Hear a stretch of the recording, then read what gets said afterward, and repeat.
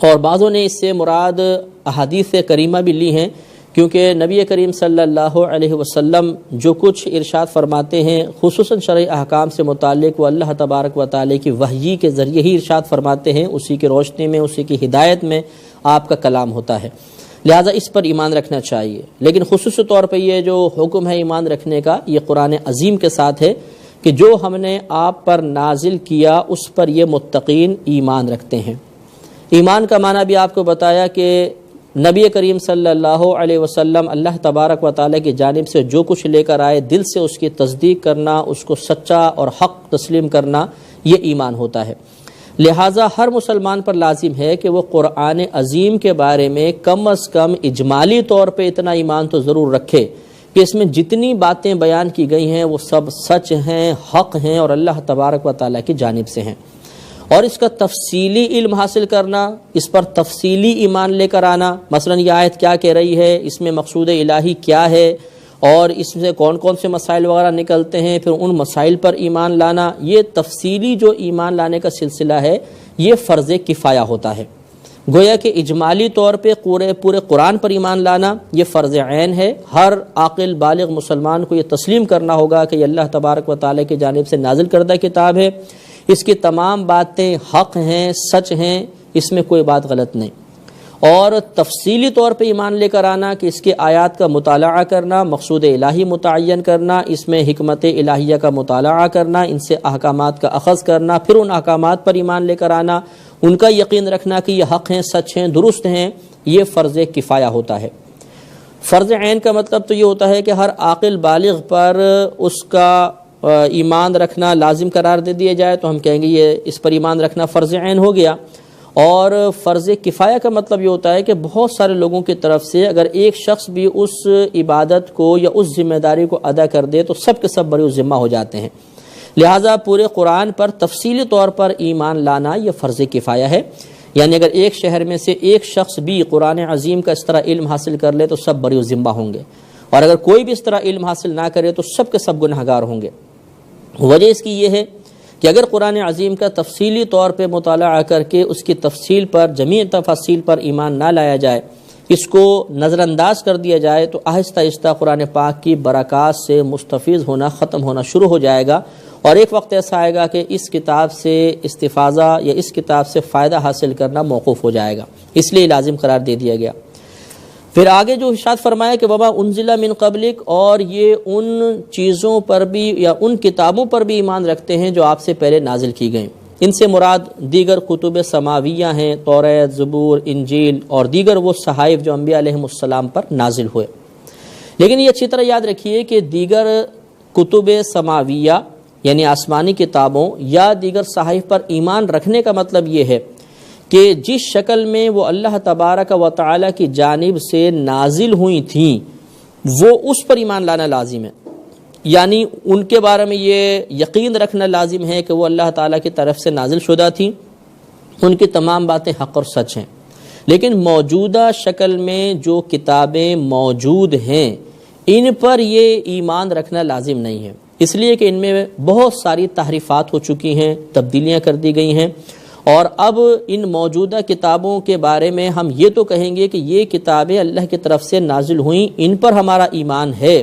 لیکن اس کی ہر تفصیل کے اوپر، ہر جز کے اوپر یہ مطلب ایمان رکھنا کہ یہ من جانب اللہ ہے، یہ اب لازم نہیں ہے۔ تو کیونکہ اس میں تحریف ہو چکی ہے، تبدیلی ہو چکی ہے، اور خود قرآن اس کی نشاندہی کرے گا، لہٰذا یہ جو اللہ نے ارشاد فرمایا کہ وما انزل من قبلک، اور یہ متقین ان کتب سماویہ پر بھی ایمان رکھتے ہیں جو آپ سے پہلے نازل ہوئیں، تو اس کا مطلب یہ ہے کہ ہم پر اتنا ایمان رکھنا، اتنا کہ جو کتابیں جس شکل میں اللہ تبارک و تعالی نے نازل فرمائی تھیں وہ سب اللہ کا کلام تھا، حق تھا اور سچ تھا۔ وبالآخرۃ ہم یوقنون، اور وہ آخرت پر یقین رکھتے ہیں۔ یہ چوتھی صفت ذکر کی، پہلے ایمان بالغیب ہے، دوسری اقامت صلاۃ، پھر انفاق فی سبیل اللہ، اور پھر یہ آخرت پر ایمان۔ آخرت سے مراد میدان محشر سے لے کر جب حشر قائم ہوگا، تمام لوگ اپنی قبور سے اٹھ کر بارگاہ الہی میں حاضر ہوں گے، اپنی زندگی کا نامہ اعمال کھولا جائے گا، پورا حساب و کتاب دیا جائے گا، بہت سو کو اللہ تبارک و تعالیٰ بلا حساب و کتاب داخل جنت فرمائے گا۔ یہ تمام امور اور اس کے آگے جتنی تفاصیل نبی کریم صلی اللہ علیہ وسلم نے بیان فرمائیں یا قرآن عظیم میں بیان ہو گئیں، حتیٰ کہ دخول جنت یا خدا نخواستہ دخول جہنم تک، یہ تمام معاملات پر ایمان رکھنا لازم ہے، اور یہ متقین کی صفت کے طور پہ ذکر کیا گیا۔ اور اس پر فرمایا کہ ہم یوقنون، وہ اس کا یقین رکھتے ہیں۔ یقین کہتے ہیں ایک ایسی قلبی کیفیت کو کہ جس کی جانب مخالف بالکل ختم ہو۔ مطلب ہم کسی چیز کا یقین رکھتے ہیں، اس کا مطلب یہ ہوتا ہے کہ ہم اقرار کرتے ہیں کہ ایسا ہے،